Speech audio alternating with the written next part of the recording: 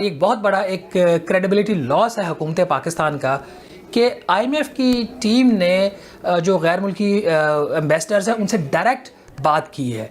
मतलब उनको अब हमारे अल्फाज के ऊपर बिल्कुल एतबार नहीं रहा। बहुत हो गया, बहुत हो गया। ये मुल्क इसलिए नहीं बना था।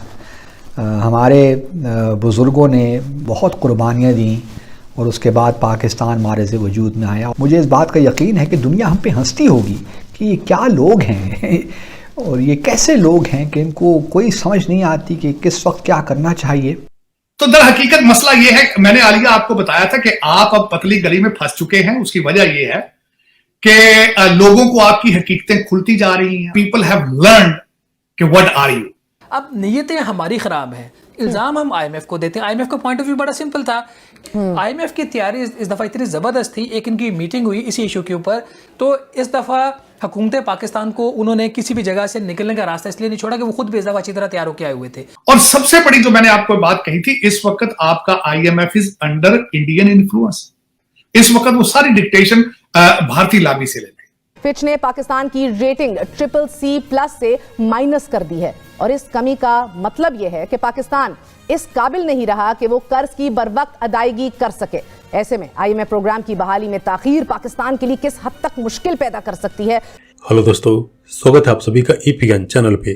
तो फ्रेंड्स, आइए देखते हैं पाकिस्तानी मीडिया की लेटेस्ट वीडियो। लगता है कि पाकिस्तान की किस्मत में सिर्फ जिल्लत और जहालत ही लिखा हुआ है, क्योंकि जो अभी पाकिस्तान की हालत इंटरनेशनली हो चुकी है, जिसमें कभी पाकिस्तानी लीडर कभी अपनी बातों से तो कभी एक्शन से दुनिया में न सिर्फ अपना बल्कि पूरे पाकिस्तान का मजाक उड़वा लेते हैं, तो वहीं पे खुद पाकिस्तान एज ए नेशन का जो जहालत अभी IMF कर रहा है, उसको देखकर के पाकिस्तानी मीडिया शॉक्ड है। और कुछ पाकिस्तानी पर्सनैलिटी तो यहाँ तक कह रहे हैं कि बस अब बहुत हो चुका, पाकिस्तान इसलिए नहीं बना था कि हर कोई इसे बेइज्जती करता फिरे। लेकिन इनको ये नहीं पता कि बेइज्जती आखिर उसी की होती है जो उस टाइप की हरकतें करे, जिसकी सोच वैसी हो और जिसके दिमाग में झूठ और जहालत भरी पड़ी हो। और हम सभी जानते हैं कि जिस तरह से पाकिस्तान आज़ाद होने के बाद वहाँ की सरकार ने पूरे पाकिस्तानियों के दिमाग में बचपन से जो पढ़ाया लिखाया है, उसका असर तो दिखना ही था और वह अब दिखना शुरू हो चुका है। तो दोस्तों, आइए देखते हैं पाकिस्तानी मीडिया की इस लेटेस्ट वीडियो को।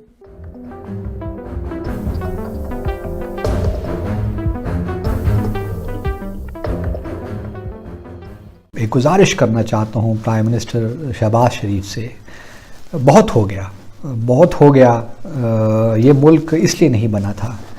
हमारे बुज़ुर्गों ने बहुत कुर्बानियाँ दी और उसके बाद पाकिस्तान हमारे से वजूद में आया। ख्वाहिश तो यही थी कि हम आगे बढ़ते, लेकिन ऐसा हुआ नहीं। समझ सकता हूँ, बल्कि मुझे इस बात का यकीन है कि दुनिया हम पे हंसती होगी कि ये क्या लोग हैं और ये कैसे लोग हैं कि इनको कोई समझ नहीं आती कि किस वक्त क्या करना चाहिए। मिसाल के तौर पर इस वक्त जो पाकिस्तान की काबीना है वो तकरीबन 85 के करीब उसमें लोग हैं। तो ये लोग भी हम पे हंसते होंगे कि क्या लोग हैं कि जहाँ 20 बंदों की भी ज़रूरत नहीं है, वहाँ 85 बंदे लगाए हुए हैं इन्होंने। एक तरफ तो IMF के साथ 1.2 बिलियन के लिए लिटरली भीख मांग रहे हैं और दूसरी तरफ ये देखिए इनके जो अयाशियाँ हैं और कुछ मुताबिकत नहीं है एक दूसरे के साथ। ये नहीं हो सकता। तो ये दुनिया यकीनन हम पे हंसती होगी। पाकिस्तान IMF को अपनी संजीदगी का एतबार दिलाने के लिए मुतअद्दिद पेशगी इक़दाम कर चुका है, मगर अभी तक IMF की शराइत का खात्मा नहीं हुआ। फिच ने पाकिस्तान की रेटिंग CCC+ से माइनस कर दी है और इस कमी का मतलब यह है कि पाकिस्तान इस काबिल नहीं रहा कि वो कर्ज की बरवक्त अदायगी कर सके।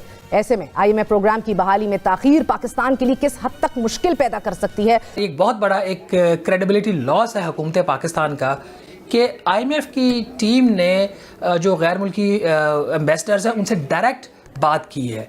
मतलब उनको अब हमारे अल्फाज के ऊपर बिल्कुल एतबार नहीं रहा।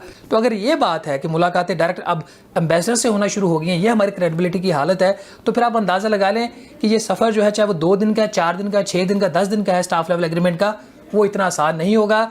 हाँ, अगर इन्होंने जैसे अब इन्होंने बिजली की कीमतों में इजाफा करने की मंजूरी दे दी है, वो हो जाता है, गैस की कीमतों का हो जाता है, और आपका मिनी बजट हो जाता है, तो ये एक मैसेज चला जाएगा IMF को भी और दुनिया को भी, इस दफ़ा हुकूमत पाकिस्तान जो है वो काम करने में संजीदा है। शहबाज साहब, मजे की बात ये है कि ये सिर्फ आपके एम्बेसडर्स से पहली दफा बराह रास्त मुलाकात के साथ साथ वजीर आजम से श्योरिटी मांग रहे हैं, यानी कि वाकई ट्रस्ट डेफिसिट इतना ज्यादा है। लेकिन रिग्रेसिव टैक्सेशन बढ़ा देना, GST को 17 से 18% कर देना, ये तो बिल्कुल अवाम की पसली टूट जाएगी इससे। मगर ये इसका जो रद्द अमल और इसका आफ्टर शॉक्स के क्या किसी भी हवाले से नहीं समझने को तैयार था IMF का मिशन, और अभी भी समझने को तैयार नहीं है कि अब इसका क्या इम्पैक्ट होगा अवाम पे।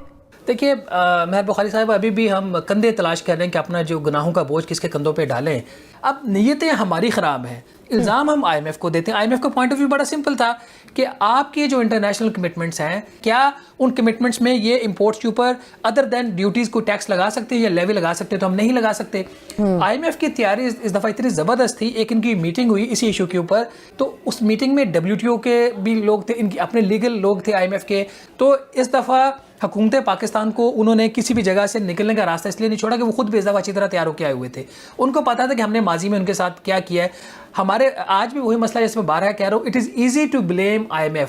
हम अपने घर को नहीं देख रहे। हमारी हालत ये थी कि एक इशू के ऊपर वजारत खजाना से दो किस्म की ओपिनियन जा रही थी IMF को। एक तो खबर ये है कि IMF की जो कल वर्चुअल टॉक्स होनी थी वो उनमें उन्हें पोस्टपोन किया, और फिर सोर्सेज ने बताया कि उन्होंने इसलिए किया है क्योंकि वो देखना चाहते हैं प्री कंडीशंस पूरी हुई या नहीं।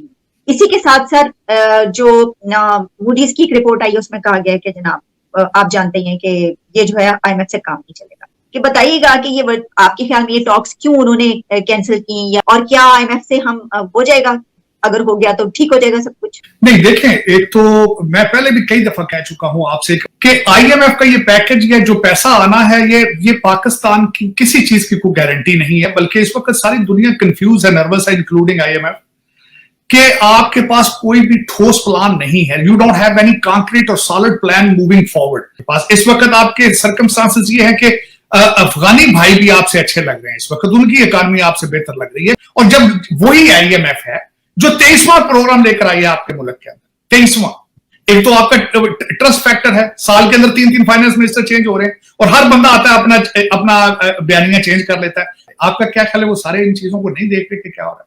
और सबसे बड़ी जो मैंने आपको बात कही थी, इस वक्त आपका IMF is under Indian influence, is a baby child for them, for Bharat. तो वो उनकी हर बात सुनते हैं, और IMF जो है वो अमेरिका का बच्चा है। सबसे ज्यादा फंडिंग IMF को अमेरिका देता है। इस वक्त वो सारी डिक्टेशन भारतीय लाबी से लेते हैं। तो वो आपसे क्यों आपको प्लेट में रख के हर चीज क्यों देंगे? तो दर हकीकत मसला ये है, मैंने आलिया आपको बताया था कि आप अब पतली गली में फंस चुके हैं। उसकी वजह ये है कि लोगों को आपकी हकीकतें खुलती जा रही हैं। आपने बड़ी खूबसूरती के साथ अब तक आपने दुनिया को बेवकूफ बनाया, लेकिन अब लोग कितना अच्छा देखेंगे। कभी आप लश्कर तैयबा बना के बेचते रहे, कभी कुछ बड़ी प्रोडक्ट्स आपने बनाई हैं, लेकिन अब पीपल हैव लर्नड कि व्हाट आर यू। वो नहीं देख रहे कि आपकी सिचुएशन क्या है, व्हाट इज योर माइंडसेट, आप किस डायरेक्शन में जाना चाहते हो।